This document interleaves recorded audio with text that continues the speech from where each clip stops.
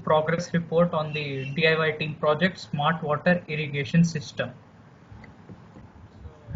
Just to remind, these are our team members. So for week number 2, we have done various things like perfecting the components, perfecting the code. We have also done several Tinkercad simulations, and we have also collected the hardware from the manufacturer. So these are the specific updates that we have made. In the setup, we have added a TMP36 temperature sensor so as to account for temperature variations, which will lead to difference in watering of plants. An LCD monitor was also added to display the condition and outputs with ease. To ease the handling and to improve connection safety, a breadboard was also added. Earlier, the simulation was running once in 4 to 5 times because of certain bugs and uncertainties. These bugs were identified and eliminated completely. We have also arranged all the hardware that we could have, and we have assembled them. We have trying to assemble them as efficiently as possible. So this is how the updated component setup looks like. So this and we have also attached this is how it looks like, and this is the latest LCD screen, a temperature sensor, and the breadboard.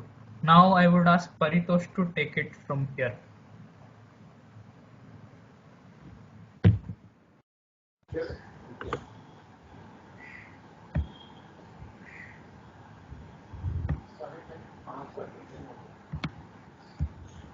So now I will be explaining the code to you. These are the two libraries which we have used. One is irremote.h for the IR sensor and its remote, and liquidcrystal.h for the LCD screen. The first 3-4 lines are initializing the different LCD pins for initializing and starting the LCD. Now in the setup, the pin 9 has been set into output mode, and it is basically returning signals from the Arduino to this SPDT switch. And pin mode 6, that is this digital pin, is receiving the temperature. This analog pin is receiving the temperature from the IR sensor. And we have set the digital pin 9 as high, that is it has been set by default to high, so that the SPDT switch keeps the power off. Now these lines are basically initializing the LCD so that when we just start simulating, it displays a smart irrigation. Now this is the loop structure. These lines of code are basically receiving a voltage signal from the temperature sensor and converting it into degrees Celsius. We have considered the threshold temperature to be 35 degrees C. If the temperature is greater than 35, we consider that it is hot climate and the soil is drier. That is why we keep a higher delay of 800 seconds to provide more water to the plants. Now in the next else statement, the temperature, if it is below 35, we consider it to be a colder climate. So we provide less water by a delay of only 200 seconds.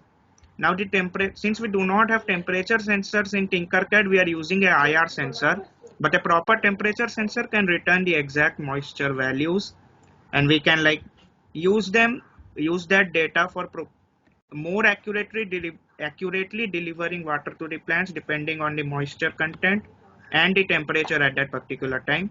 This is a very crude attempt of ours to mimic that due to the constraints of Tinkercad. So now I will like to hand over to Aryan to present the simulation and explain it. Thank you.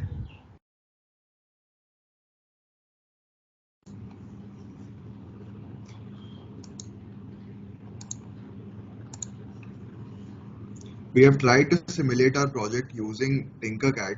However, as Tinkercad does not have moisture sensors and water pumps in its catalog of items, we have tried to mimic our project using IR remote and IR sensor.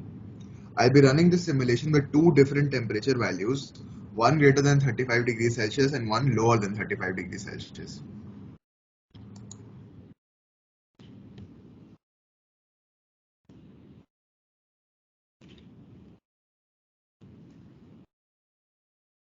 Firstly, I've run it with the lower than 35 degrees Celsius at 19.93 degrees Celsius.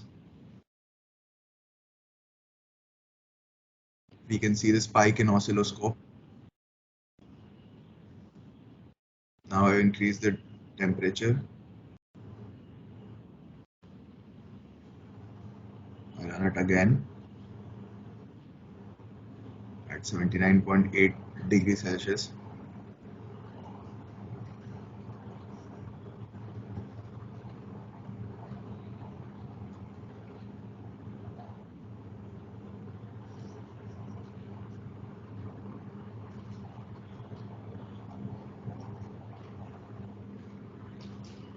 So when I ran it with 19.93 degrees Celsius, the time period for which the motor runs is shorter than when I run it with 79.80 degrees Celsius temperature.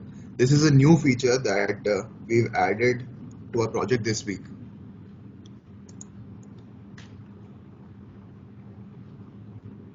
These are some screenshots of our runs.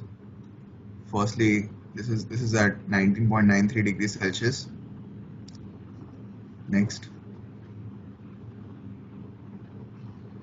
This is for the second run, that is greater than 35 degrees Celsius temperature, and the spike on the oscilloscope would be a bigger spike than what we received at lower than 35 degrees Celsius temperature.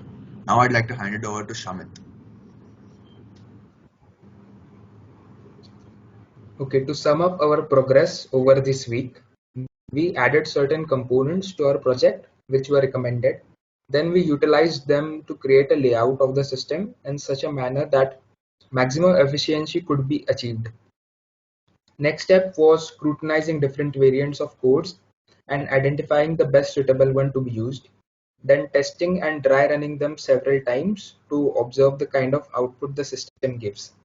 And once all the testing work was completed, we finally received the components physically to work upon. So our aim for next week is to get all the hardware assembled, then ensure its proper functioning by testing it in real life scenarios, look into it if there is any more scope of improvement, and then finally showcasing our finished product. Thank you.